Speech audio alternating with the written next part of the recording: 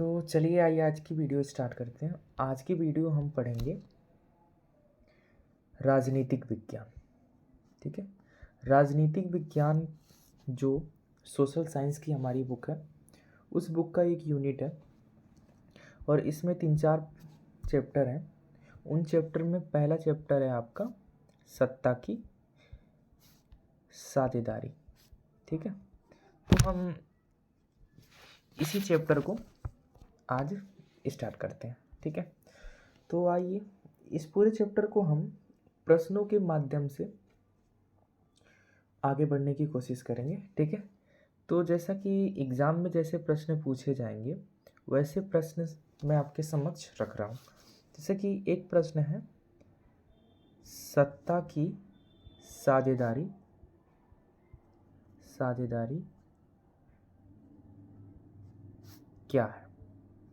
ठीक है, पहला प्रश्न हम चैप्टर के नाम से ही लेते हैं कि सत्ता की साझेदारी होती क्या है, इसके बारे में। ठीक है, प्रश्न आपको दिख चुका होगा कि सत्ता की साझेदारी क्या है। देखिए, इसमें 2 शब्द यूज किए गए हैं, एक है सत्ता और दूसरा शब्द है साझेदारी। ठीक है, सत्ता का सिंपल सा मतलब होता है शक्ति और साझेदारी का मतलब होता है बंटवारा। यानी जब कभी भी हम शक्ति का बंटवारा करेंगे तो वही क्या कहलाएगी, सत्ता की साझेदारी। ये तो प्रश्न से देखने से पता चलता है, परंतु इसकी परिभाषा या इसका सटीक अर्थ क्या होगा उसके लिए हमें कुछ राजनीतिक विज्ञान की समझ होनी चाहिए। राजनीतिक विज्ञान क्या कहता है कि यह शासन की एक पद्धति होती है। सत्ता की साझेदारी हम एक शासन की पद्धति मान सकते हैं और ये पद्धति एक कुशल पद्धति भी मान सकते हैं। वो कैसे, आइए देखते हैं।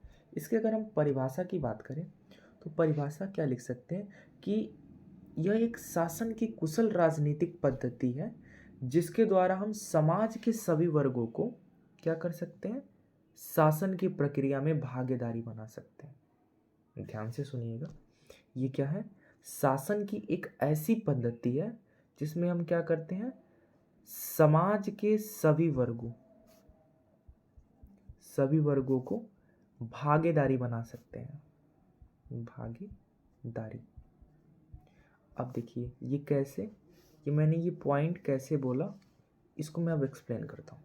जैसे मान लीजिए कि कोई एक समाज है और कोई भी समाज जो होता है ना, वो छोटे छोटे वर्गों में विभाजित होता है, छोटा बोलो या बड़ा, यानी वर्गों में डिवाइड होता है। अब उस वर्ग में किसी की हैसियत ज़्यादा होती है और किसी की हैसियत कम होती है। और लोकतंत्र का मतलब क्या होता है, लोकतंत्र का मतलब होता है कि सभी लोगों को समान रूप से एक श्रेणी में रखा जाए। और लेकिन सामाजिक रूप से ऐसा तो नहीं होता, समाज में अलग अलग वर्ग होते हैं और अपने अपने वर्ग में रहने वाले लोग अपनी अपनी मर्यादा को मानते हैं और अपने अपने को उच्च और दूसरों को निम्न मानते हैं। तो ऐसी पद्धति भारत में या किसी अन्य देशों में देखी जाती है। तो सत्ता की साझेदारी क्या है, सिंपल सी सत्ता की साझेदारी ये है कि जो जो भिन्न भिन्न वर्ग हैं उन सभी वर्गों को क्या दिया जाए, एक समान श्रेणी में लाया जाए। और समान श्रेणी में लाने के लिए हमें क्या करना पड़ेगा, सबको भागीदारी देना पड़ेगा। किसमें, शासन में। अब शासन में जो भागीदारी दिया जाता है उसी को हम क्या कहते हैं, सत्ता की साझेदारी। ठीक है, तो सिंपल सा ये वर्ड क्लियर हुआ। यानी सत्ता की साझेदारी राजनीतिक विज्ञान की एक ऐसी पद्धति है जिसके द्वारा समाज के सभी वर्गों को भागीदारी देने का, किसमें, शासन में भागीदारी देने का उद्देश्य होता है। ठीक है, तो यही होती है प्रक्रिया, इसी को हम कहते हैं सत्ता की साझेदारी।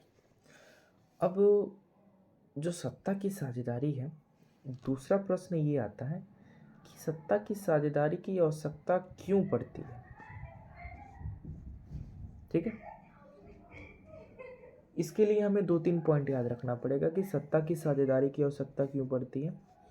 पॉइंट नंबर 1 में रखूं, अभी अभी मैंने बताया कि सत्ता की साझेदारी की आवश्यकता क्यों पड़ती है। उसके लिए हमने समाज के बारे में सीखा कि समाज है क्या, समाज एक वर्गों का आधार होता है। मतलब एक वर्ग, दो वर्ग, ऐसे लेकर के कई वर्गों का एक आधार होता है। तो उस वर्ग में अलग अलग व्यक्तियों की अलग अलग दायित्व होते हैं, ठीक है। कोई अपने आप को उच्च, कोई अपने आप को निम्न समझता है, ठीक है। तो उन सभी को एक श्रेणी में लाने के लिए सत्ता की साझेदारी बहुत ज़रूरी है। यानी आवश्यकता इसकी क्यों होती है? समाज के सभी वर्गों को एक श्रेणी में लाना, सभी वर्गों को एक श्रेणी में लाना,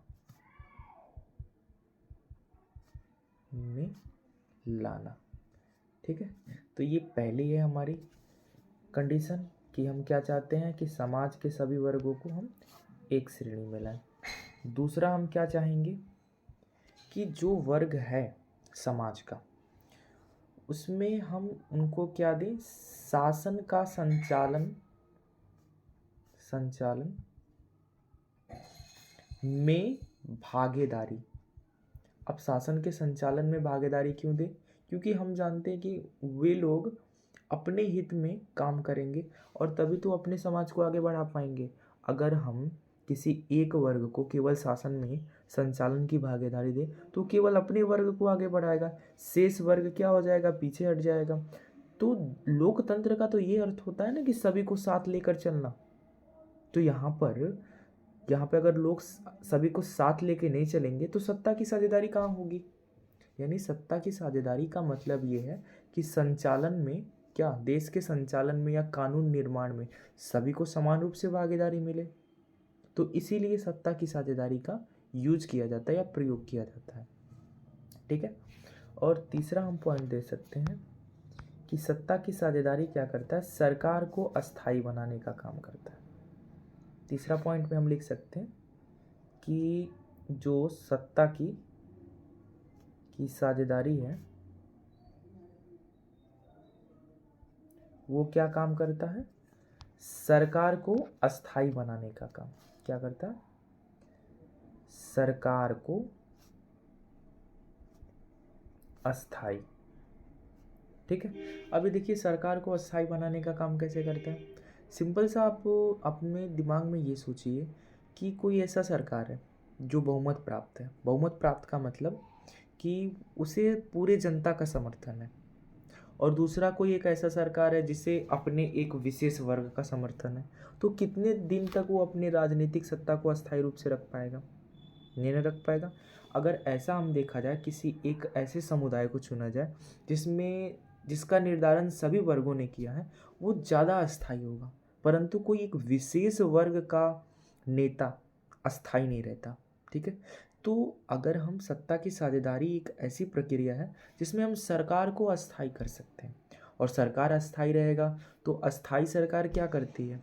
कानून को निर्माण में, देश को आगे बढ़ाने में, देश के विकास में और अन्य कल्याणकारी कार्य करने में अपना सहयोग देते हैं। अगर कुछ ऐसे सरकार का अगर गठबंधन, ऐसा सरकार अगर बन गया जो केवल 2 दिन 3 दिन के लिए रहे, तो वो अपने आप को अस्थायी कर ही नहीं पाया तो देश का कल्याण क्या करेगा?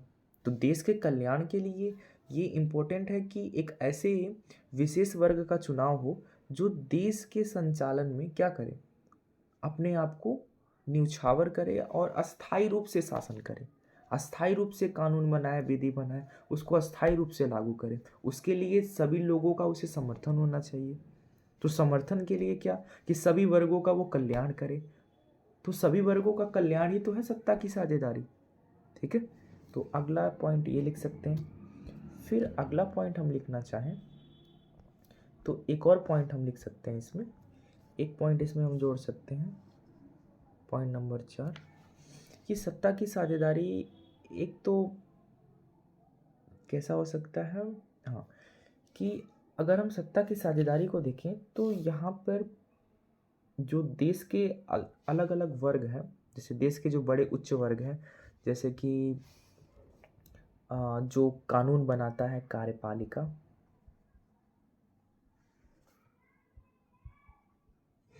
जो कानून का लागू करता है कार्यपालिका, और जो कानून का निर्माण करता है या विधि का निर्माण करता है उसको हम कहते हैं विधायिका, और जो